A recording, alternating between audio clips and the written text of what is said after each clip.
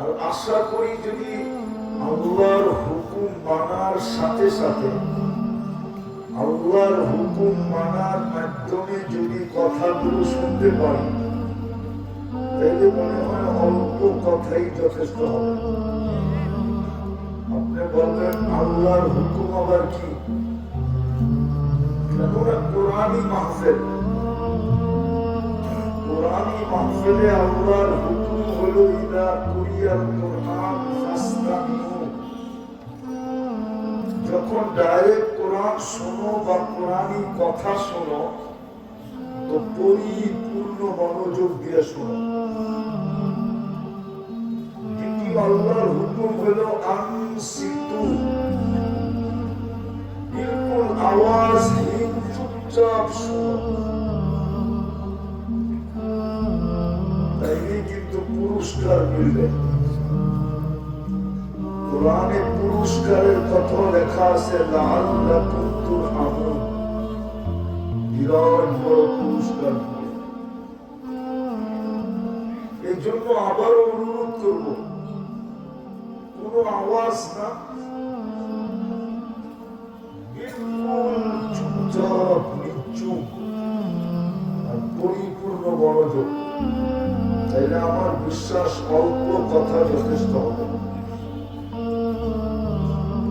কথাও বলতে, প্রশ্ন বলতে পারেন, কথা বলার ভঙ্গিও বলতে পারেন।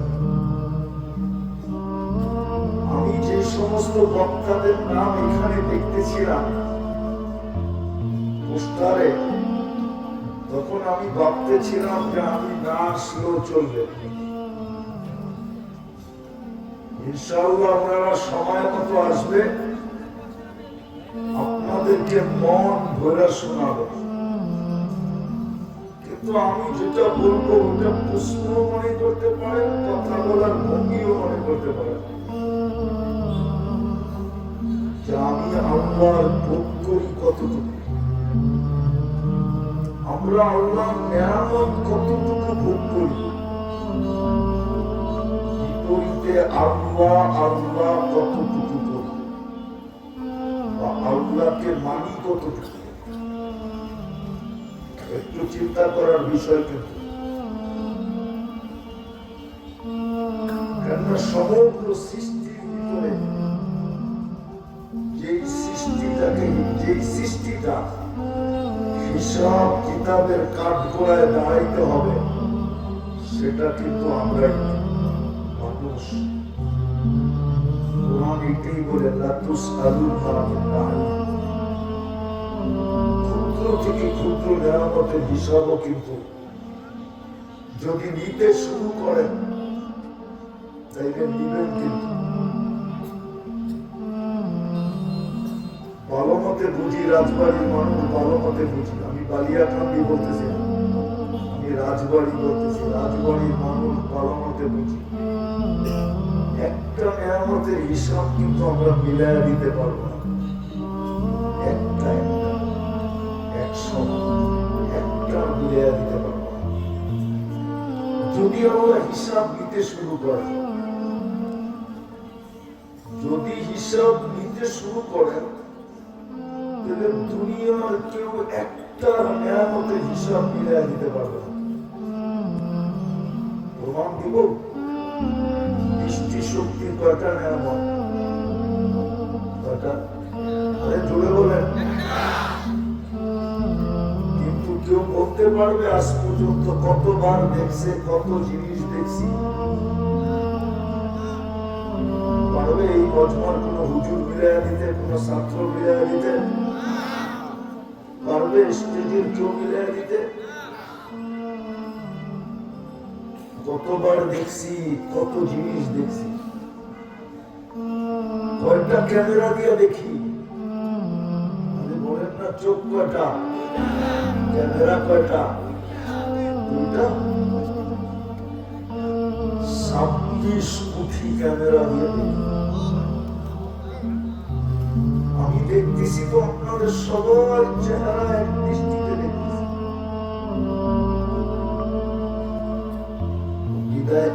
এক নিয়ামতের হিসাব দেওয়া সম্ভব না। যদি হিসাব নিতে শুরু করেন, এই জন্যই কিন্তু ভাবা উচিত আমি আল্লাহর ভোগ করি কতটুকু, নুন খাই কতটুকু, নুন গাই কতটুকু। কালকে যদি প্রশ্ন উত্তর হয়, যদি প্রশ্ন করা হয়, তাহলে কালকে আমি জবাব দিব কি করে? সমাধান কিন্তু এখান থেকে করে যেতে হবে। সত্য আওয়াজ না, আওয়াজ না। ভলান্টিয়ারদেরকে বলবো আওয়াজ যেন না হয়। ওয়াজ মাহফিলের সবচেয়ে বড় সমস্যা এটাই, সবচেয়ে বড় অসুবিধা করে ভলান্টিয়াররা। কেননা শয়তান জানে আল্লাহর হুকুম যদি মানা হলো, তাহলে আজকে আর পুরস্কার নিয়েই উঠবে। এই জন্য শয়তান প্রথমে যাবে মনোযোগ বিনষ্ট করতে, দ্বিতীয় যাবে পুরো পরিবেশটার ভিতরে হইহুল্লা সৃষ্টি করতে।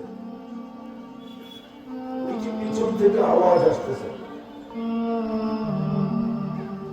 বিদায় শয়তানের রূপ চেঞ্জ করতে সময় লাগে না।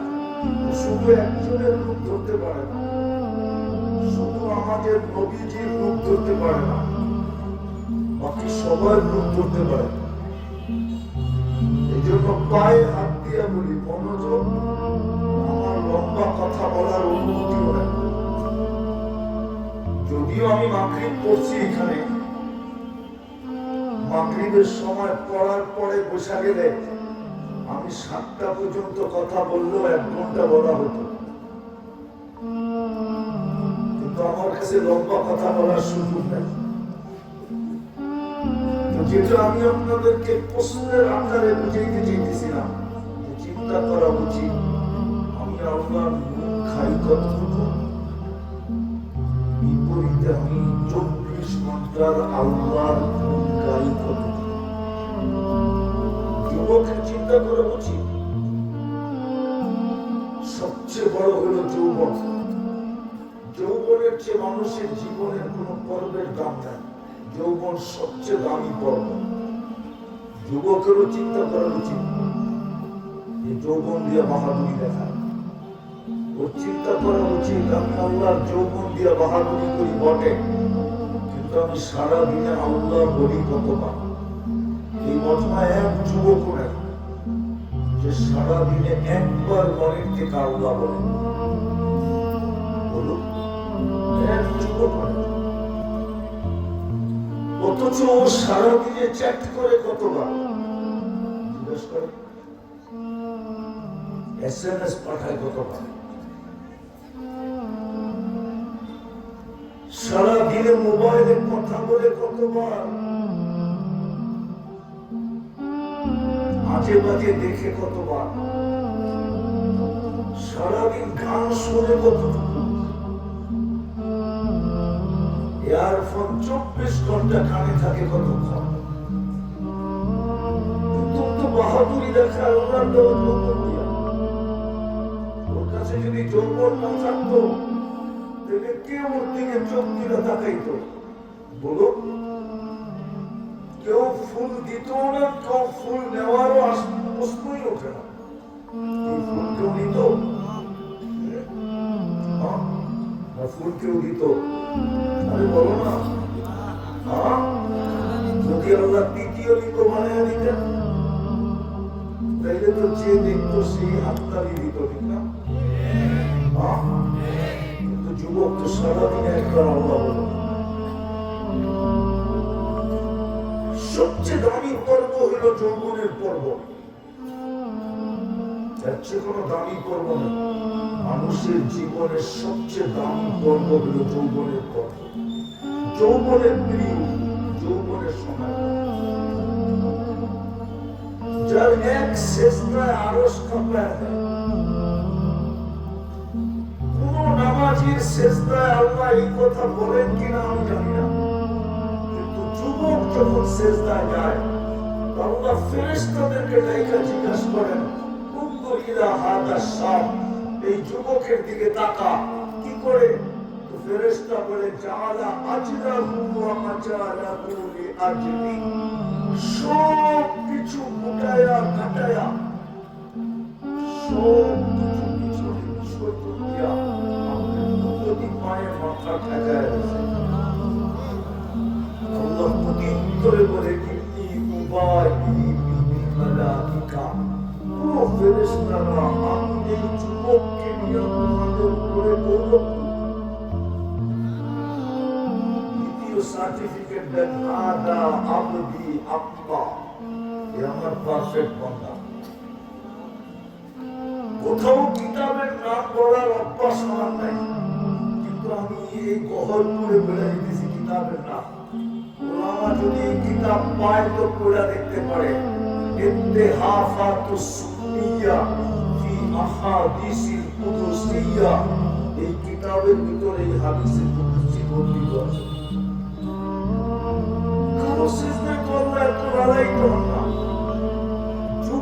যুবকী যখন সেজদায় যায় তো আল্লাহ ফেরেশতাকে ডেকে জিজ্ঞাসা করে কি করে, তো ফেরেশতা বলে জাআলা আজলাহু ওয়া মাজালাহু লিআজলি। কিন্তু এই যুবকরা তো একবার দেরি আল্লাহ বলে, মনের থেকে একবার আল্লাহ বলে একটা চিৎকার দেয়।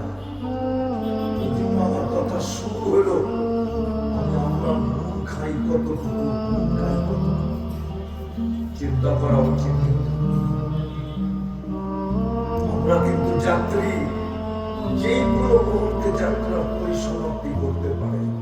একটু আগে বললাম না, আমি তো আপনাদের সামনে কবর থেকে উঠে আসছি, আমিও যাত্রী, যে কোনো মুহূর্তে পরিসমাপ্তি করতে পারে।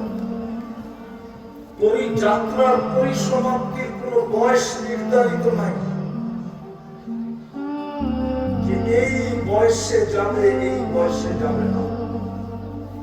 মৃত্যুর কোন বয়স নির্ধারিত নাই, কোন সময় নির্ধারিত নাই, কোন জায়গা নির্ধারিত নাই, কোন অবস্থা নির্ধারিত নাই। ভালো মতে বুঝি, আমরা সবাই কিন্তু যাত্রী। এই পুরা বাজার, পুরা দুনিয়া যাত্রী। যে জন্ম হয়েছে সেই যাত্রা, জন্ম হইতে দেরি, যাত্রা চলমান হইতে দেরি হয়, যাত্রা কিন্তু চলতেছে। বিজ্ঞানের যুগ এই যাত্রাকে কোনো মেশিন দিয়ে থামানো যায় না, কোনো পাওয়ার ব্যাংকে ভরা যায় না, এর প্রতিরোধ করা যায় না। আমি ঘুমায়া থাকবো, যাত্রা চলমান, সে চলতেছে, 24 ঘন্টা বেল্টে চলতেছে। পরিসমাপ্তি কখন ঘটবে জানি না। এই জন্য চিন্তা করা উচিত। বহরপুরের মানুষ, রাজবাড়ির মানুষ ভালো মতে বুঝি, বিশেষ করে যুবকরা ভালো মতে বুঝো, তোমার যৌবন বড় দাম, এত বড় দামি, এত বড় দামি। একটা দেখাইলাম আমি যে এরকম দাম কারো সেজদার আল্লাহ দেন না, কারো বয়সের এত বড় দাম দেন না। যৌবনের যে দাম আল্লাহ দিছেন, যৌবনের যে দাম আল্লাহ দিছেন, কোন বয়সের দাম দেন না। আমার মনে হয় চিৎকার দিয়ে বলতেন না, ইয়াদিল্লুহুমুল্লাহু তাহতা দিল্লি ইয়াওমা লা দিল্লা ইল্লা দিল্লু শাবুন নাশা ফি ইবাদাতিল্লাহ।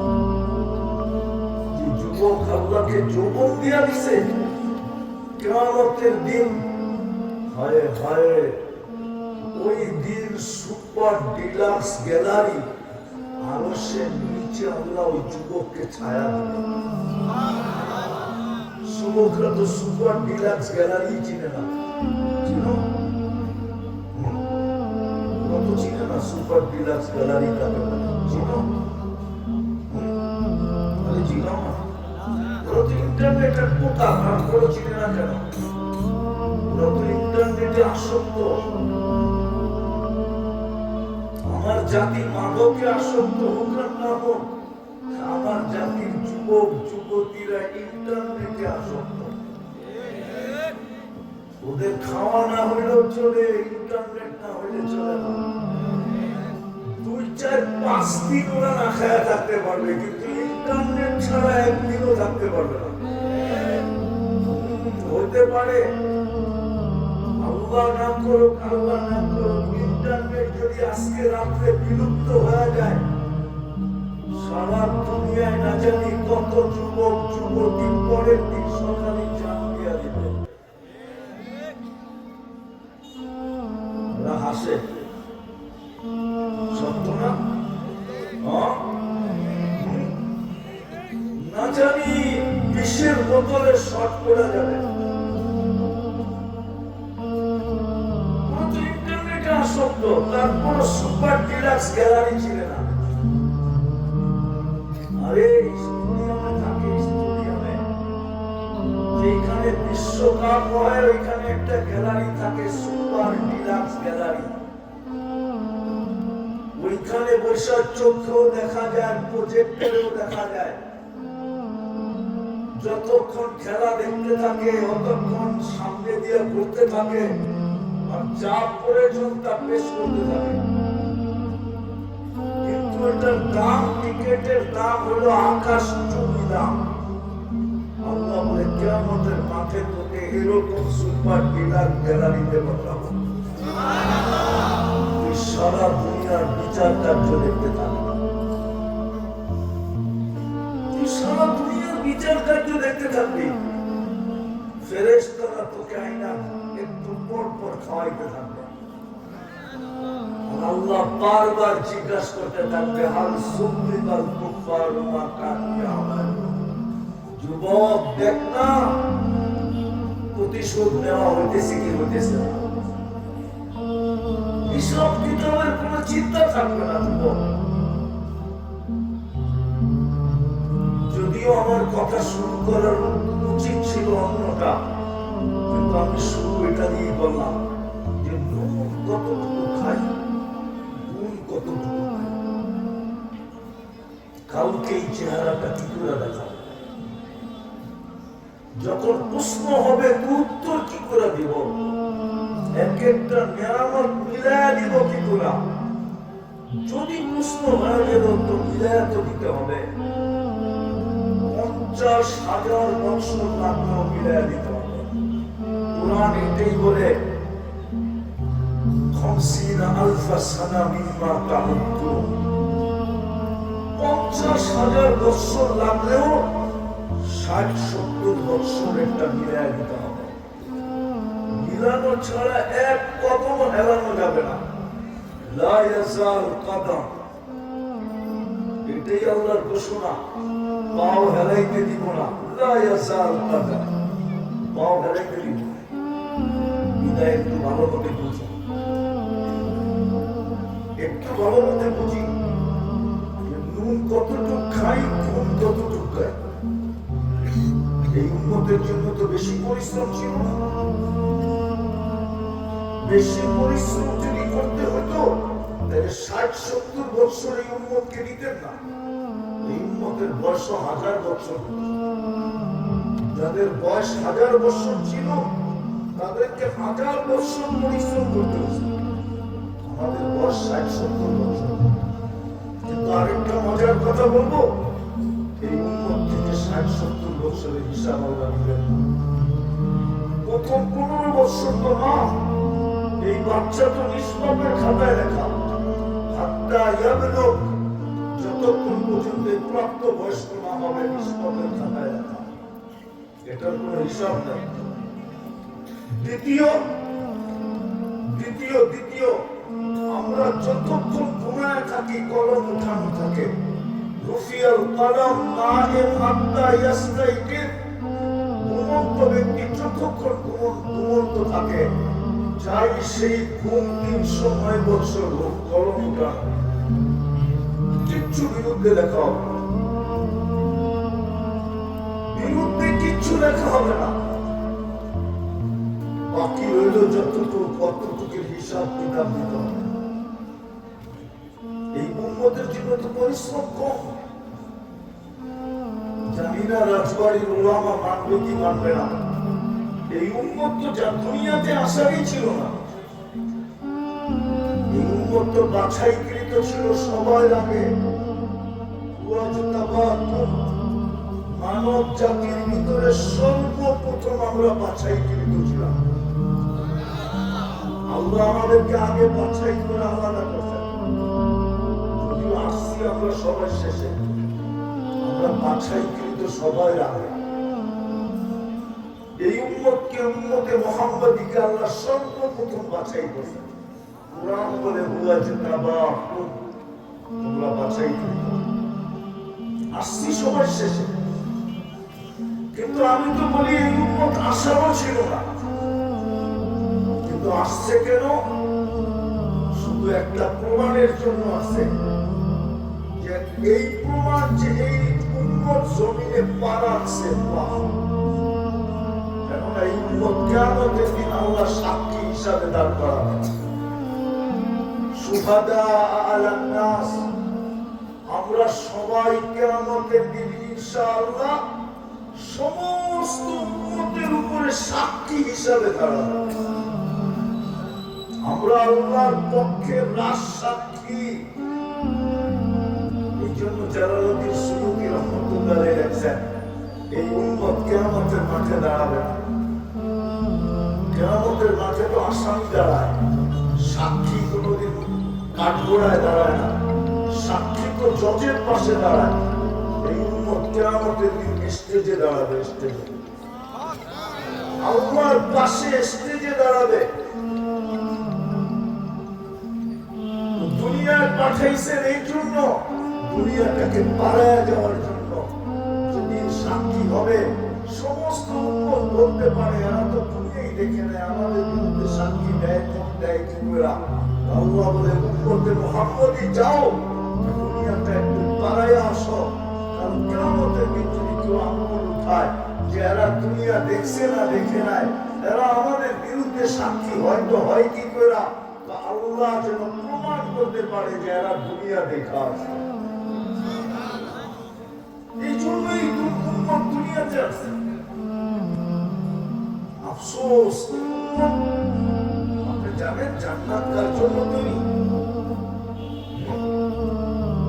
এই উম্মত না করে মনে হয় জান্নাত হতো না। ওলামা মনে হয় মানতে চায় না, ঠিক না? প্রমাণ দিব, প্রমাণ দিব। যদি এই এলাকায় কেউ কাউকে বাড়ি বানাইতে দেয়, ঠিকাদারকে বাড়ি বানাইতে দেয়, আর বাড়ি কমপ্লিট হওয়ার পরে ঠিকাদার চাবি বুঝানোর আগে বাড়িওয়ালাকে ডাইকা কি বলে? আপনার বাড়ি বুঝানেন, দেখেন ডিজাইন ঠিক আছে কিনা। আমার হাতের থেকে চাবি বুঝা নেওয়ার পরে কমপ্লিট চলবে না। ১৬ লক্ষ নবী রাসূলের ভিতরে কাউকে ডাইকা জান্নাত দেখান নাই, শুধু বন্ধুকে ডাইকা জান্নাত দেখায়া দিয়েছেন। আল্লাহ বুঝাইতে চাইছেন জান্নাত আপনার জন্য, আপনার উম্মতের জন্য রেডি। জান্নাত আয়েশা ওকে কইরা দিয়া যান, চাবি বুঝা নিয়ে নেন, পরে কিন্তু কমপ্লিট করলে চলবে না।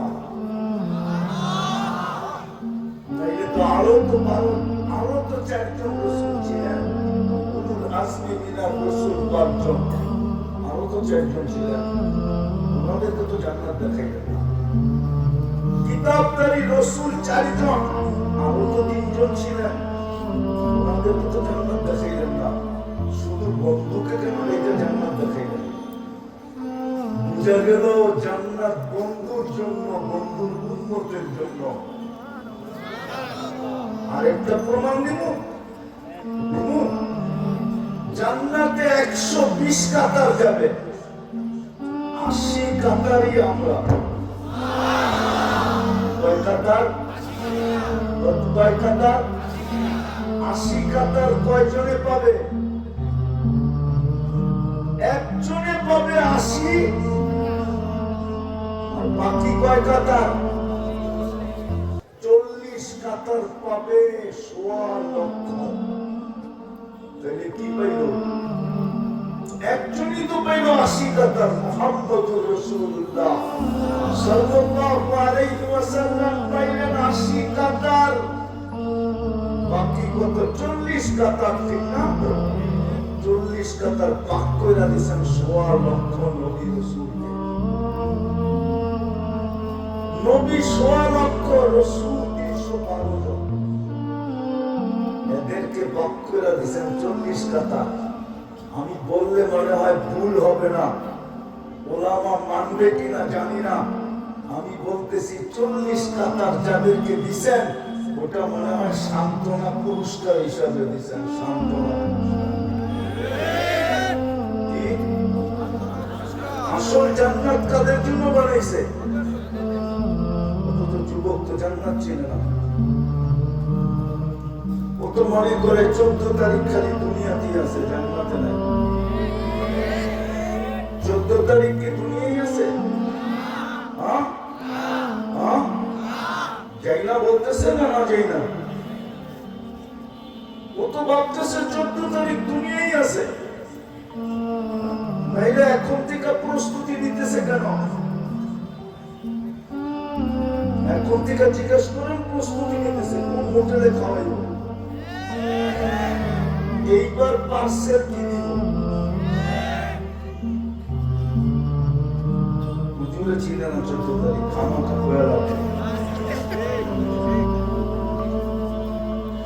হুজুরে ছিল না, ভালোবাসা দে হুজুরে জানে না, অথচ খোঁজলে যে পাওয়া যাবে পুরা ভালোবাসার সব গোডাউন হুজুরের বাড়িতে।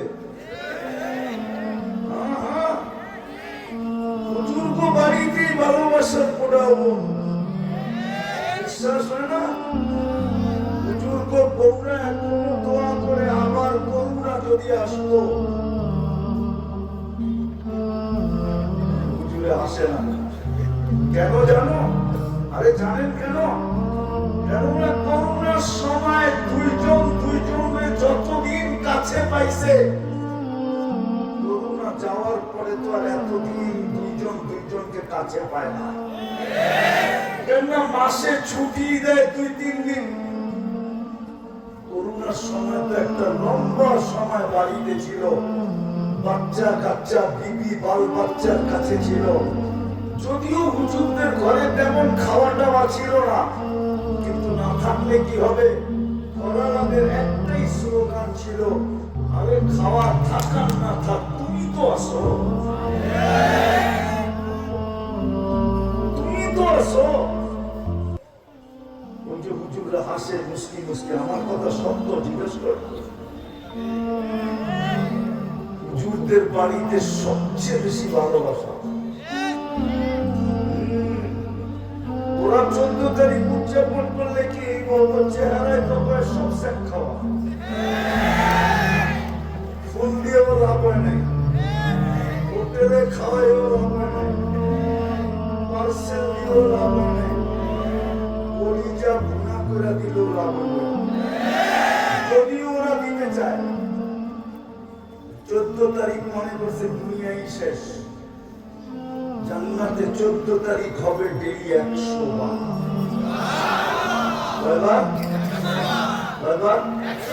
কমসে কম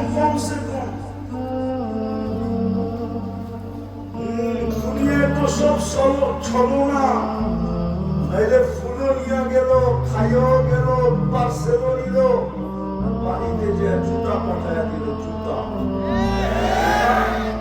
ছেক লেখা পাঠায় দিছে, ঠিক না? তারপরে ওরা এই বৎসর পালন করবে।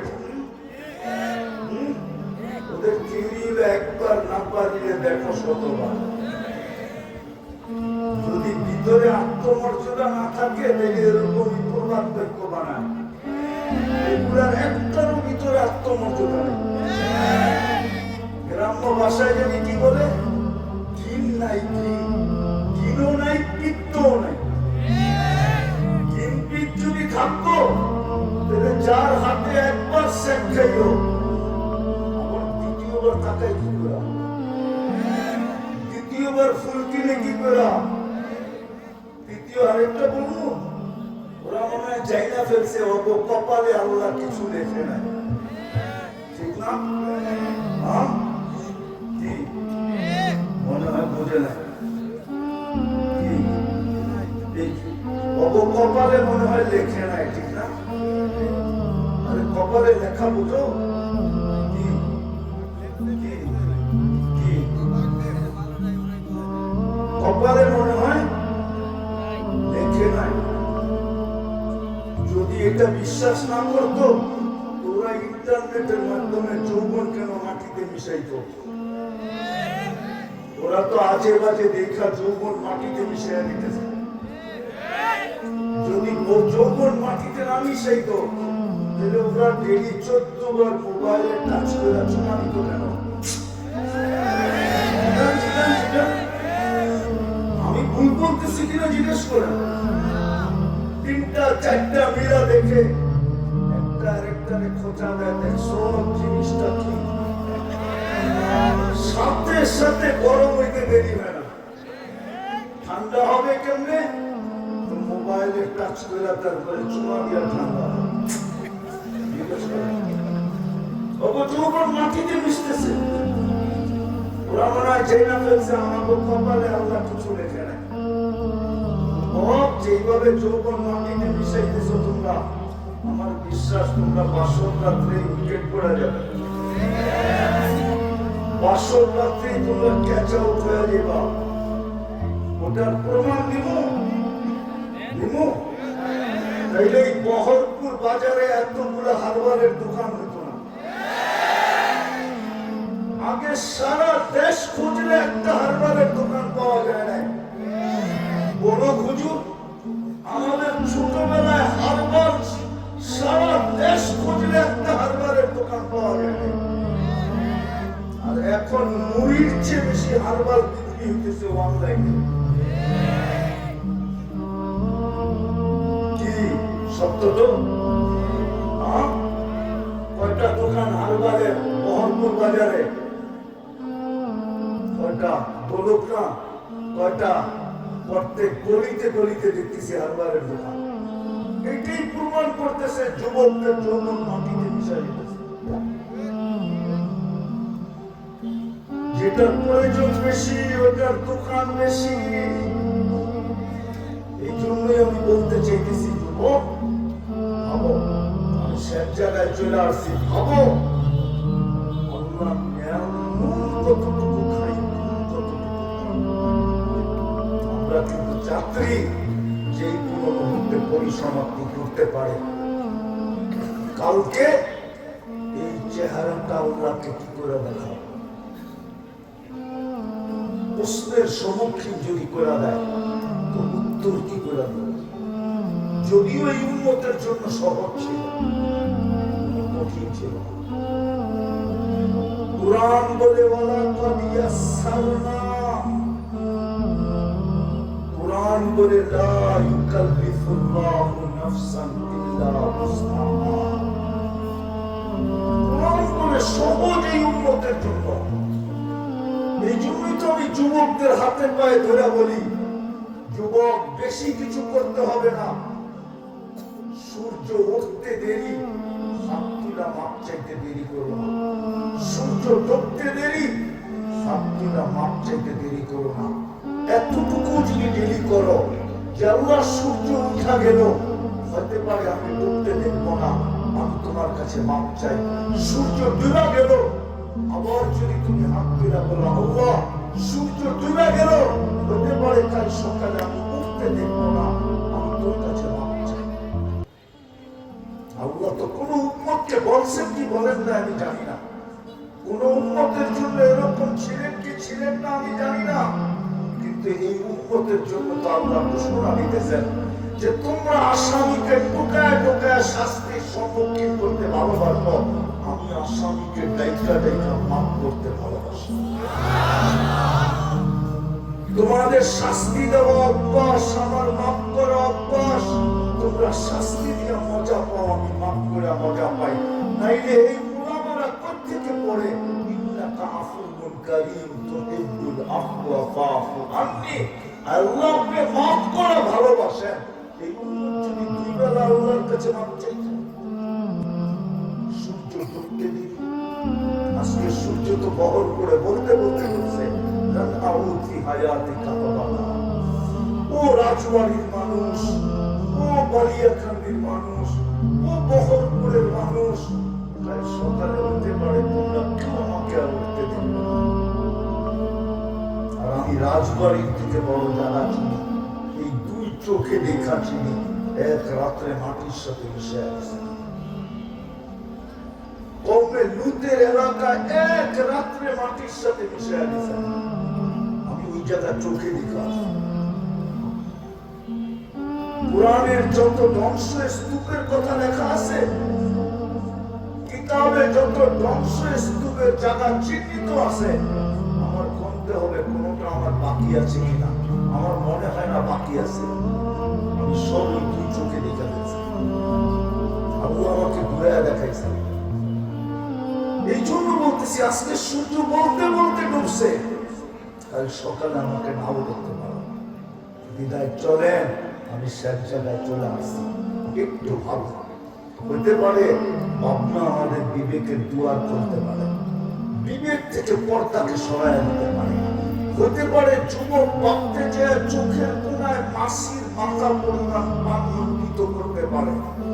চোখ দিয়ে গড়ায়া পড়ো কার না পড়ো, যদি মাসির মাথা পরিমাণ পানিও যদি চোখের কোনা দিয়া ভাবতে ভাবতে যায় উদিত হয়, তো যুবক তোকে আমি গ্রান্তি দিতে পারি, জাহান্নাম তোর জন্য হারাম, দুজক তোমার জন্য নিভে গেল। এই চক্ষুর জন্য জান্নাত অবতারিত হয়ে গেল।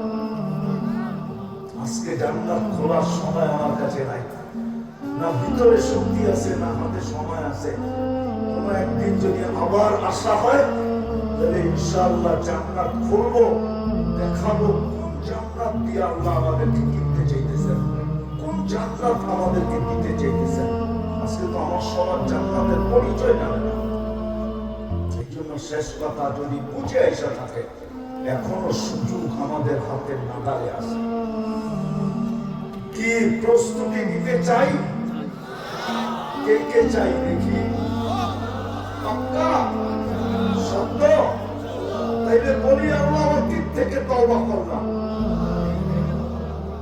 না ভাই, আর 2-3টা কাজ করতে পারবো? পারবেন? পাক্কা? যুবকরা পারবে? 2 বেলা তওবা করতে হবে না। যুবক তুমি যখনই ঘুমাইতে যাবে, আমরা যখনই ঘুমাইতে যাব, এমনকি আমি মা বোনদেরকে বলতেছি, আমার মেয়েদেরকে বলতেছি, যখন ঘুমাইতে যাব আল্লাহর কাছে মাপ চাই। পারবো? পারবেন? যুবক করে দেখো 6 মাস কন্টিনিউ। আমার বিশ্বাস তুমি যা দেখবে, আল্লাহ তোমাকে আমাকে যা দেখাবে, ওটাকে বলার জন্য তুমি আমাকে খুঁজবে। যদি 6 মাস কন্টিনিউ করতে পারি, ইনশাআল্লাহ আর কোনোদিন ছাড়বো না। আবার যা আল্লাহ দেখাবে, ওই কথাটা বলার জন্য সবাই আমাকে খুঁজবে, যে আমি হুজুরকে এই কথাটা বলে দেখি, আমার মনটাকে শান্ত করে দেখি। পারবো? শোয়ার সময় যখনই ঘুমাইতে যাব, তওবা করবো আল্লাহর কাছে। পারবো? সত্য? সামনে রমজান আসতেছে, সামনে রমজান আসতেছে।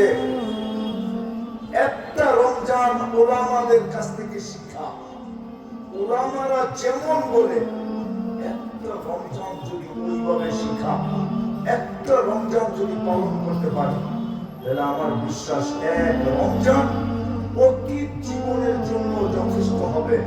আর যতদিন বেঁচে থাকবো, অতদিনের জন্য যথেষ্ট হবে। পারবো? হ্যাঁ, বিশেষ করে রমজানে 1 ওয়াক্ত নামাজ ছাড়বো। পাক্কা ওয়াদা? পাক্কা? পাক্কা? আল্লাহ কবুল করেন।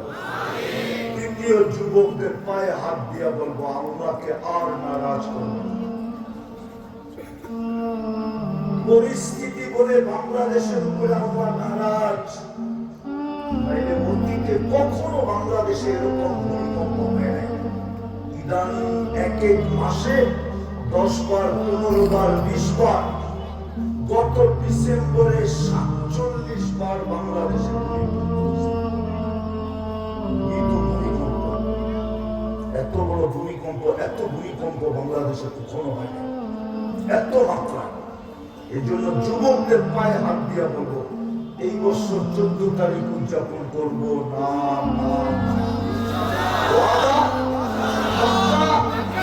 আল্লাহ আমাদেরকে আমল করার তৌফিক দান করেন।